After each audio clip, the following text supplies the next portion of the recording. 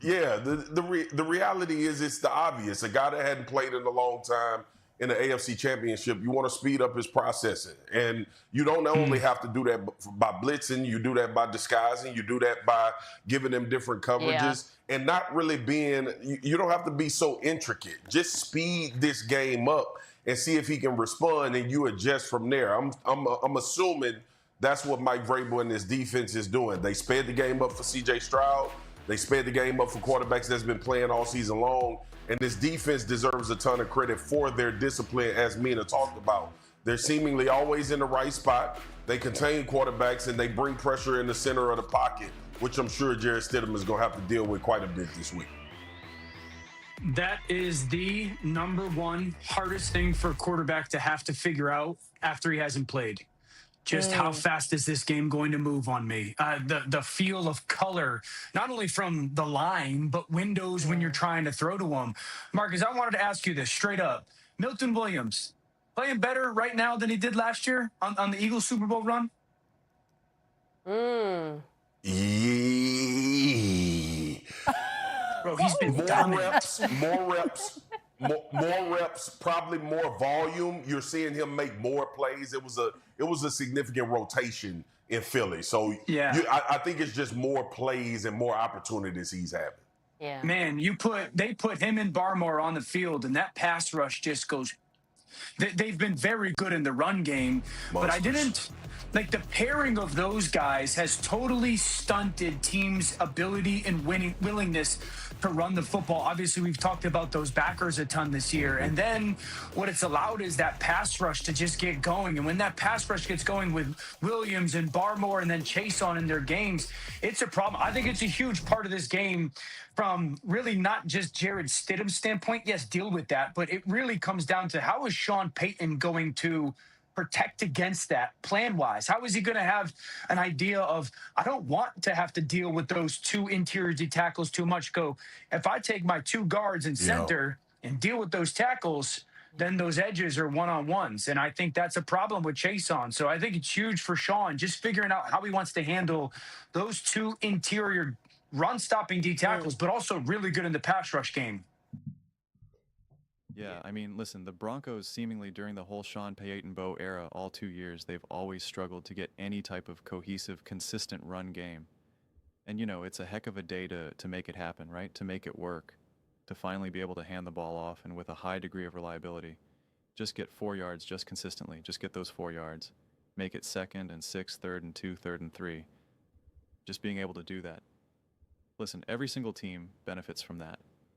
But considering the defense that you're going up against, considering the quarterback that you have in this moment of time, I think Orlovsky brought up such a great point about the speed of the game, and you have a quarterback now that's not within rhythm of the speed of the game, just in general, let alone the extra speed in the playoffs, how things happen even faster.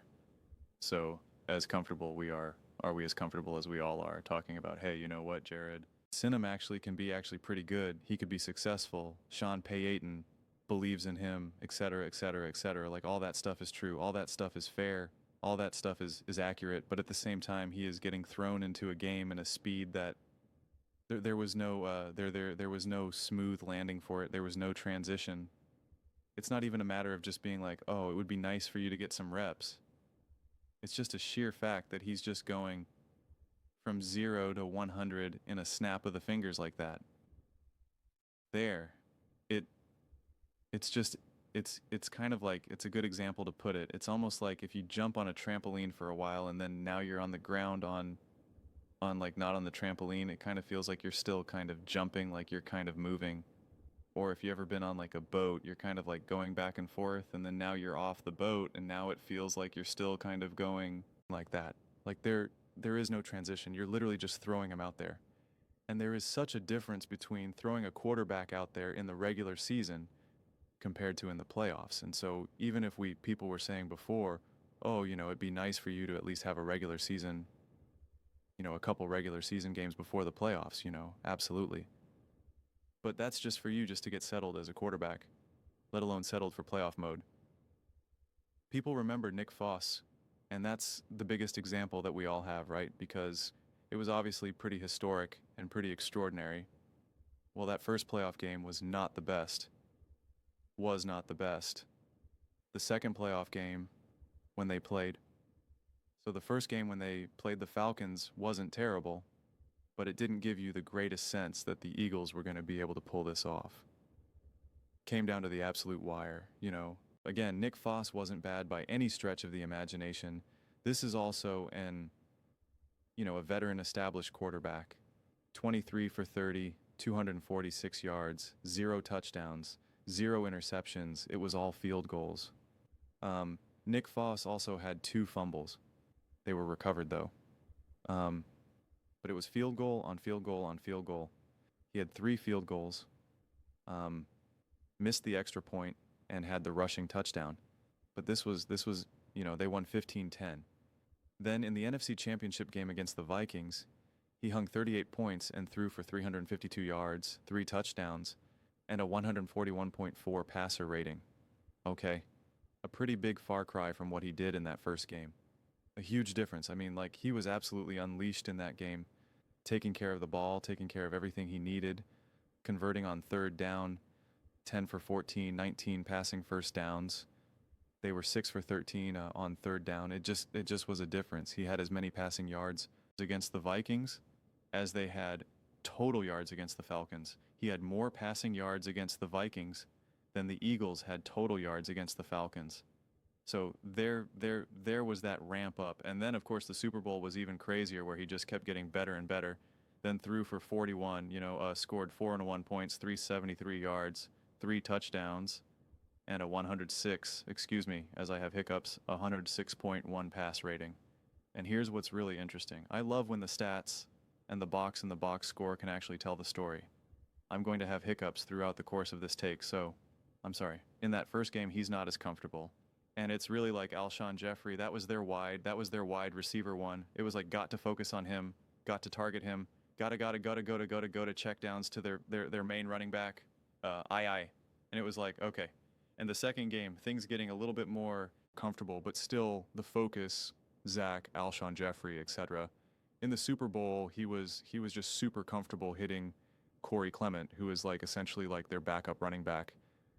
Nelson Aguilar, who, was supposed to be the big deal, he was not. He became essentially their like 4th target, their 3rd target. Alshon Jeffrey 3, Zach Z 4.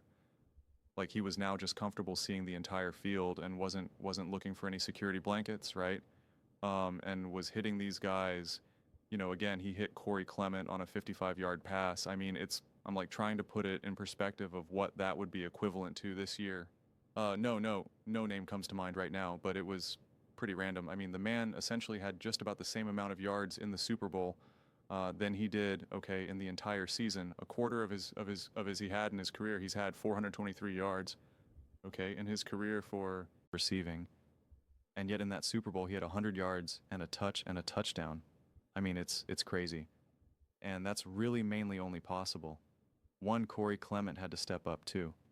So he deserves credit, don't get me wrong, but it's really only possible when the quarterback is truly comfortable, because those are just not the throws that you're going to be looking to make.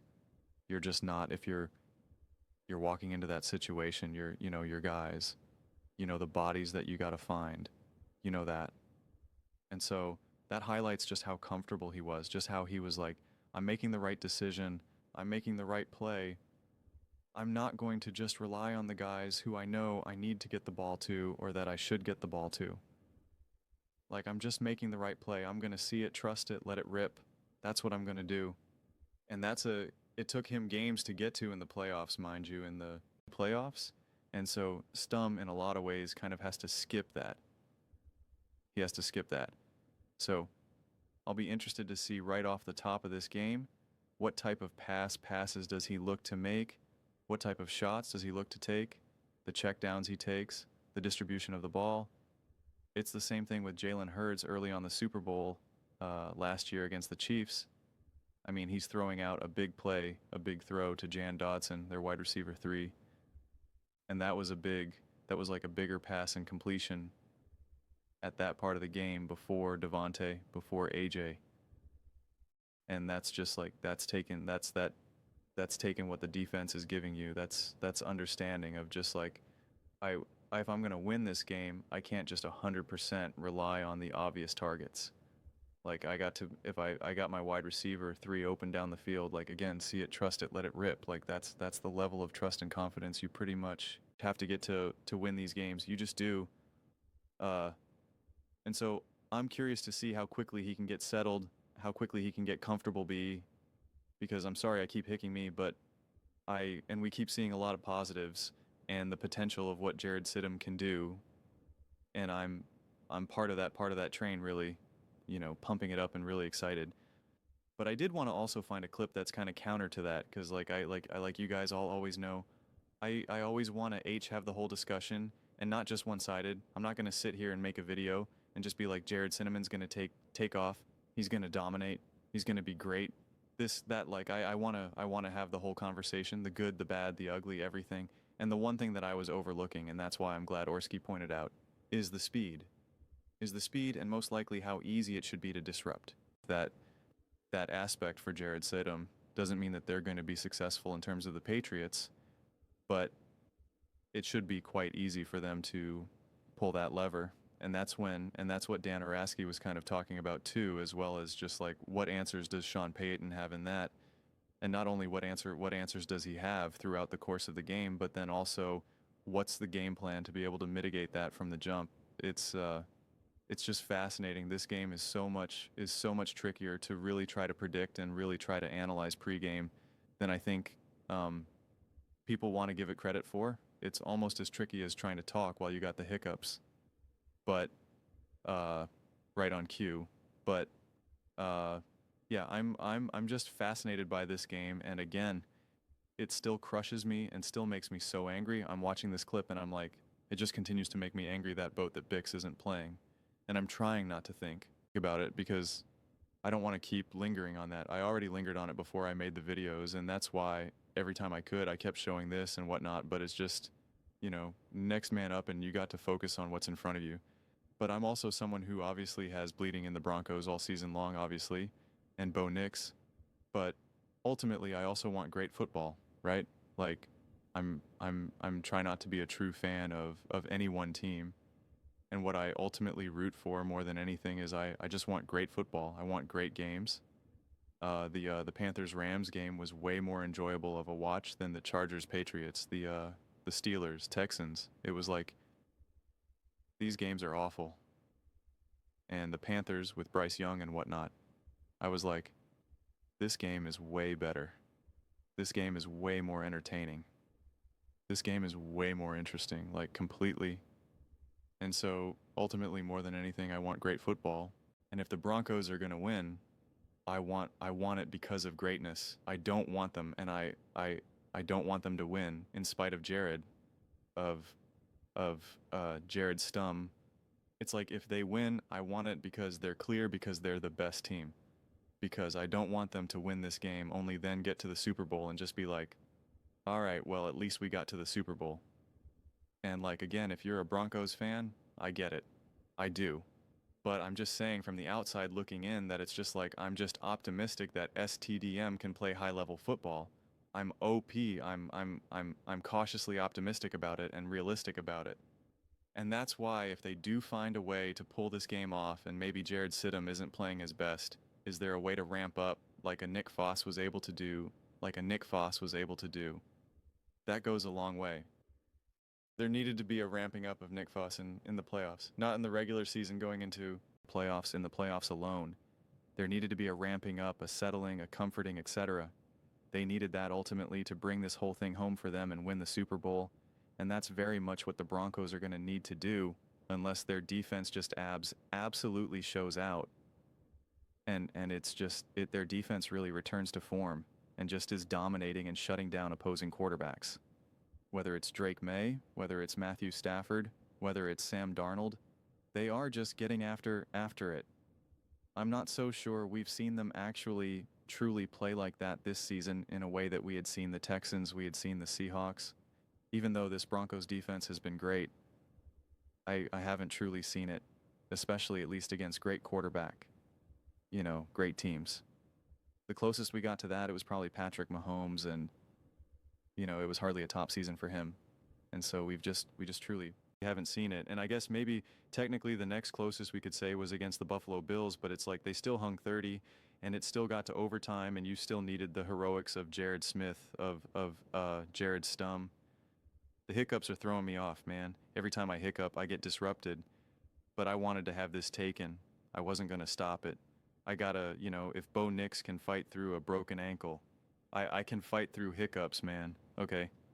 I can fight through hiccups. But, yeah, I don't know. We're about to see what sports story we get right now. A sad ending and what could have been if only Bo Nix doesn't get injured. Or a true just beginning of Jarrett Stidham, where now Jarrett Stidham gets to be in those commercials for like the great backups, and then him and Nick Foss get to have a podcast together where they're just like, hey, we're the two backup quarterbacks who won Super Bowls, like what's up? And they get to just kind of have their back and forth, and they'll have like some backup quarterback camp, and they'll be in the commercials and all that good stuff. So we'll see.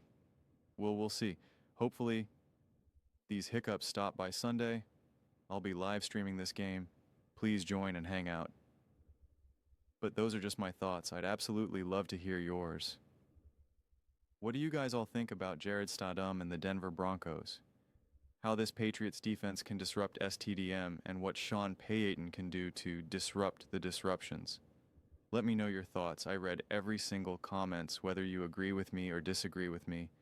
Either way, let's get in some discussions, let's get in some fights, but ultimately let's just have some fun. And please do consider subscribing. We're building an amazing community here and absolutely love to see you part of it. I want to build something that we all generally feel connected to, something that we're really excited to be part of. I think we're well on our way to doing it. Please don't forget to give this video a thumbs up, as it really does help visibility and the algorithm. Thank you so much.